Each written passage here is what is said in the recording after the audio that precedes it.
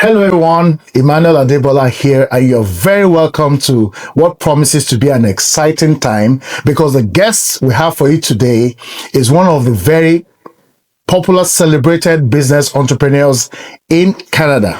Her name is Dr. Olutoyin Oyelade.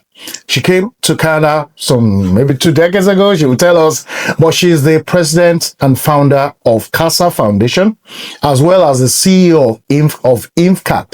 She'll be sharing her story, and I'm sure there's a lot to learn. But without wasting more time, let me welcome Dr. Olu to the session. How are you, ma'am? How are you doing today? Doing very well. Thank you for having me on your show. And just for your information, we're hosting this live from the stables of CASA Foundation. Her office is just right behind. And thank you. It's a beautiful view we've got here. And it's a beautiful day in Toronto after the winter. Thank you. It's, I guess they knew you were coming. Yeah, it's a big relief after a long period of winter.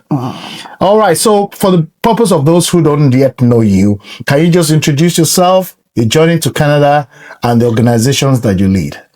My name is Olutoyin Oyelade, and thank you again. I welcome you to our office. Thank you. I came into Canada in 2011, if I'm correct, about 2011. And after a 17-year stint in investment banking in one of the foremost banks in banking groups in Africa. Okay. The Intercontinental Group. I came into Canada and then got started because the idea was to get started with banking again, but then with a lot of conviction after a lot of consultation, yes, my husband prioritizing that, he insisted we should go the business way because he himself has been a business practitioner for upwards of about 30 years before myself. I see. And so that's how we started CASA Foundation, consulting with community groups, understanding that the gaps were clear, the fact that people needed access to resources because a lot of people have dreams, goals they were looking to pursue, but then there was just no bridge, as it were. I see. A group that could actually bring those dreams to bear and then make sure that they were connected to the resources required. Yeah. And so that's what CASA Foundation set out to do from the get-go. And we set up CASA Foundation in 2011 as an organization, a non-profit organization for connecting people, groups, businesses to the resources required to set up their businesses. Whether it's capital, whether it's human capital, social capital, the connections in community. And that's what we did with CASA Foundation. We realized that wasn't enough because then after supporting people with resources and so on and connecting them, then they required the capital to actually birth the business itself. Yes. And so with my background in investment banking, we decided to go the investment way and we set up InVcap Corporation to facilitate the capital part of things. Amazing. So how's that collaboration working as of today?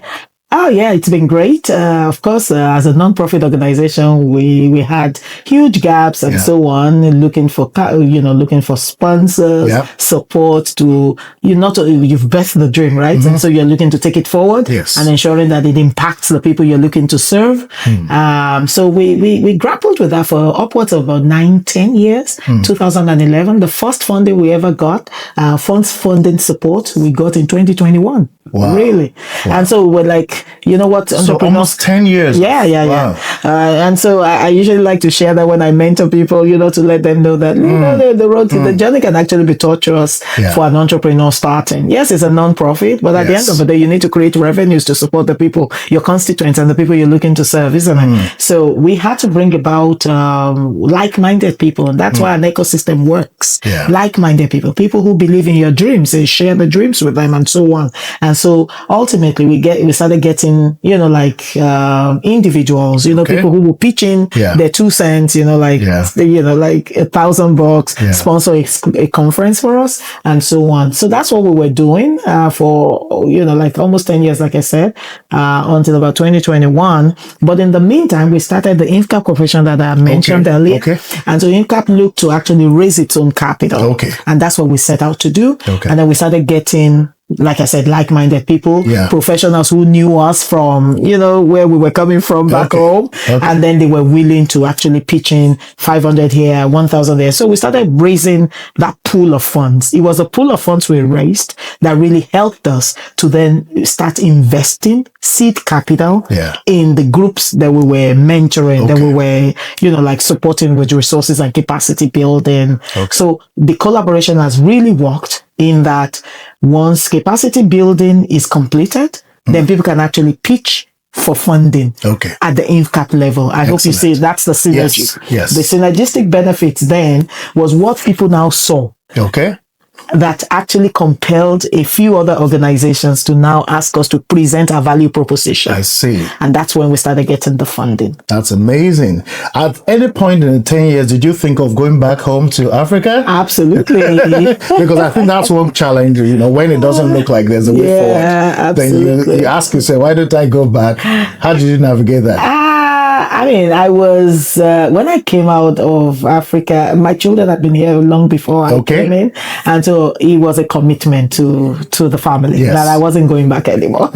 Like I would shuttle, but not go back, like to say. So when things looked like it wasn't panning out, it was that I went back to school. So it was my own way of dealing with that. That it was in that process that I actually went back to the University of Maryland to get my doctoral. So that was how I managed that gap. So your doctor is not an honorary award? No. I studied. I got my doctoral degree in management and leadership from the University of Maryland. Oh yeah. So, you've received many awards. I wasn't sure that was. No. It's not one of the awards. I went back to school. As a matter of fact, when I came in 2011, when I came in was a pivotal year for me because the global financial crisis had just kind of wrapped up. 2008. So that was in 2009, 2010. So the part of it, and so I knew that settling with family was important. Getting education was important. I was in a new climb, and then to get a fair understanding of what was going on where I came to, particularly because it wasn't my goal to actually come in fully. And so it was my way of understanding the system. And that's so important for a lot of us immigrants to understand where we're going. How do they do things, the norms, the nuances, the intersection, the culture, the intersectionalities. What are you dealing with when you enter a room? Is it a gender issue? Is it a political issue? Is it a black issue? You need to know.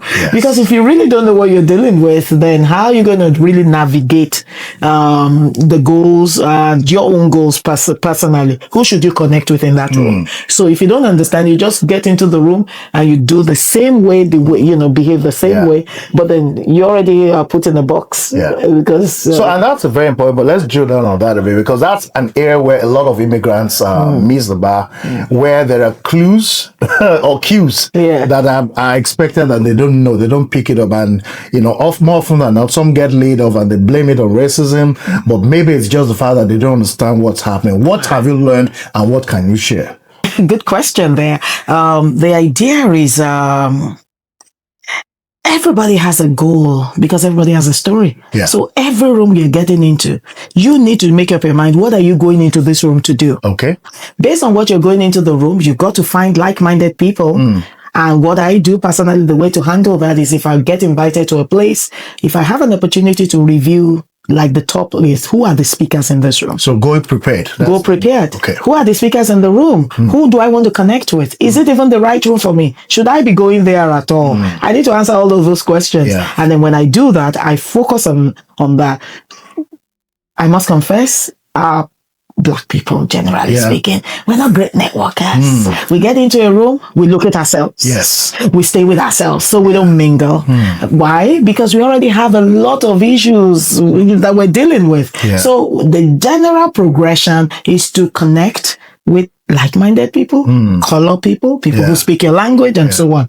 But we really need to go around the room, introduce yourself. It's one of the ways I do it. As I enter this room, if it's in a room that I need to be, 10 people, I must introduce myself to them. I'm not just dropping my business card. I try to connect with them. I see.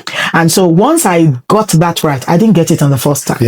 But once I got that right, that's what I started doing. First, am I supposed to be in that room? Is it what I need?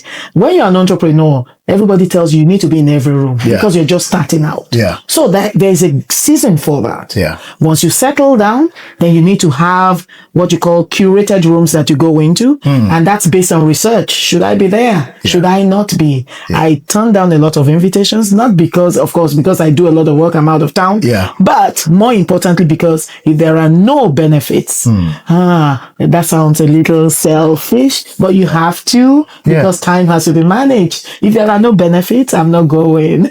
I see. So you assess every of those events and afterwards. Yeah, I look at it and then I tell myself, this is what I need to do. This is how I need to do it and so on, because time is of essence, you know? So that's really important for us.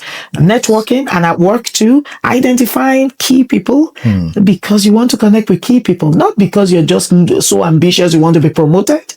But because you also need to understand how they're thinking. Yes. What are the thinking patterns? What are their goals? What are they looking to achieve? Because every organization has goals year on year, changing, of course, upgraded and all of that. You need to find out. And you find out from the key people. Yes. Because not everybody knows the goals. Yes, they say it's percolated, you know, they disseminate the information everybody knows. Nobody knows it better than the C-suite. Yes. You need to connect with that. Okay, I don't play golf. Okay. What else do you do? Because people will always have alternatives. Yes. Everybody does lunch. Everybody does coffee. Take them out. Connect over coffee. People tend to relax more when you're eating. Yeah. You need to take them out. You need to understand how they think. Yes. Everything is not about the isms. There's so many isms, Yeah. but not everything is about the isms. Good stuff. Thank you very much. Now, 2021 was also a very important year because the Black Entrepreneurship Program was launched and 48 companies were successful as being ecosystem partners, including CASA Foundation. Yes. What worked for you? How were you able to achieve that? Right. Okay. 2021 was indeed a pivotal year. Absolutely. You're right. What worked I did for my us? research. What worked for us? Consistency. Yeah. What worked for us? Consistency. Systems, structures. Having a system and a structure, checks and balances, works well. Yes. Because people really want to work with people who have systems and structures. Yeah. Do you have checks and balances? A board? Governance? You know, that's what you call the governance structures. Yeah. Do you have a board? People have boards, but do you check? Do you do your meetings? Do you file your reports and so on? What types of people do you have on your board? You know, like conflict of interest issues? Are they, you know, so those are issues that need to be dealt with. Yes, I know I want my husband to be on my board. I want my children to be on my board. Yeah, of course, it's a regular thing because you want to work with the people you know. Yes. And there's nothing wrong with that. However, when people deal with funds of other people, they want to be sure you're not conflicted. Yes. They want to be sure that you will exercise the right checks and balances. And so, yes, indeed, you could start with a few board members, but after a while, they will need to become like advisors to you, consultants to you, people giving you like mentors to you. Not everybody can be on your board. And so make sure the conflict of interest issues are always addressed. People want to work with you. That's one part of it. Structure, governance issues. And then accounting systems. What are you filing? Auditing systems. Have you had your, it's one thing to file your taxes and all of that. Have you ever done an audit? Yeah. Have you ever done an audit? Because when they call for your papers, people feel more comfortable with firms that are well audited. Yeah. These are some of the systems that people ignore, the steps that they ought to have taken, which they do not. And then a lot of people are looking to go alone. Our community is full of eggheads. Yes. A lot of talent, skills, competencies, all well oiled and skilled from where we're coming from. Africans, Black people, well oiled and skilled. We want to do everything all by ourselves. You can't do that. It's an ecosystem. Collaboration works. For CASA Foundation particularly, I know for sure, we were one of the first 30 to be appointed. It was a 30 group selected initially. The following year, more groups were selected. I see. But we were one of the first 30. And one of the things that I believe works well is to go as an ecosystem. I see. An ecosystem is important. People need to see collaboration. Yeah. Because everybody is trying to do the same thing. Yes. Whereas people who are skilled and competent, they have skills, talents that they built in different sectors. So they bring different talents to the basket, to the pool. Yeah. You got to harness that. You got to harmonize it, and then you got to make sure it works for you. We don't want, and that's exactly what we had to do. We brought in a lot of groups with some focusing on grassroots, some focusing on different sectors. Yes. And so that when you're talking about the Black community, it's a solution for the Black community. Yeah. But the Black community comprises of so many groups, sectors, different groups, age groups, demographics, and so on. So which ones represent the ones that you are looking to address? Yeah. And that's the ecosystem approach. That ecosystem approach helped, I believe, and it continues to help us to do a lot more business in community with other groups. The government of Canada has a lot of confidence in organizations like you, and I think those of us who started after you have a lot to learn from you. And thanks for sharing from the insights. I know that you're a strong advocate for women. I don't know if it became stronger when you came to Canada, but I tend to think that almost all the facilities are beneficial to women. Do you agree? And how, the other thing is that what should women, because many people in our community are looking up to you, what would you like to share with them as the thing that inspires you on this journey? For the women particularly. Yes. Women are juggling with a lot. I know a lot of people don't, they think that's just cliche. Yes. These women, and I must confess, my thesis at the doctoral level was on women. Oh, I see. Oh, yes. It was on women. I wrote a book, Advancing Beyond the Ceiling. Wow. It was actually mentioned as a top 10 must read by the New York Times. Amazing. Oh, yes. Because my professor was a major advocate. And so even before they approved the book, she was so particular. Like, what is this, Olu? People are going to pick this from the shelf. This is the United States of America. I said, okay. And that was my thesis. And they encouraged me to turn it into a book after they approved it. And one of the reasons I did that was all my life in banking, investment banking, I rose to become the group executive of investment banking in that bank, Intercontinental Group, like I mentioned. And I rose to become that because there were mentors around. I mean, we didn't call them mentors then, but there were groups of people who really believed in us. I see. They pushed us. And that was in Africa. That was in Nigeria. And so the racism issue wasn't something I could relate to. And that's just the truth. And so every time anybody told me about it, I said, okay, what is this? Until I got to school. And so when I got to the university and I saw that, and I saw that I had to pause if a guy was speaking, I said, I'm Nigerian, I'm African. I can't pause because you're speaking, you're not paying my bills. Exactly the way I said it. You need to go watch my TED talk. It's right there. And I said to them, no, I'm not going to pause. But then, of course, at some point, my professor said to me, Olu, do you want to win an argument or do you want to graduate? Oh, what exactly? 24 of us started the doctoral program. Only 6 of us graduated. Wow. All women. Wow. All women. All women, all Black. Wow. 24 of us at that doctoral level. The records are there. Amazing. Now, this is important because women have a lot in them, but there's so much that needs to be done to bring it out. So you see us making so much effort, a lot of degrees, a lot of this. Why? You can't network the way the guys network. People are going to read meanings into this. You choose a mentor. They say, a different gender. This is happening or that is happening. There are insinuations. So women try to box themselves into that corner looking at that. But what I say to them is you can't afford to do that to yourself. If they don't take it, they don't like it, you got to do it the way that it will benefit you. Now, someone would say that sounds so selfish and ambitious and this and that. That's not so. Fighting for yourself is actually not selfish.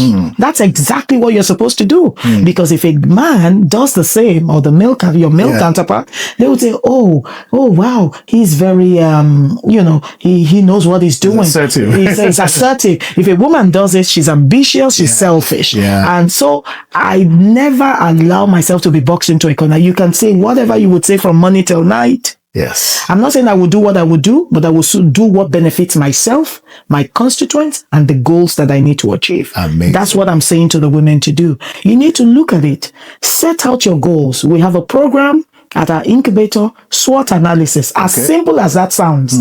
Strengths, weaknesses, opportunities, and threats. Yeah. You got to do it every year. Yeah, I see. As a matter of fact, quarterly, annually.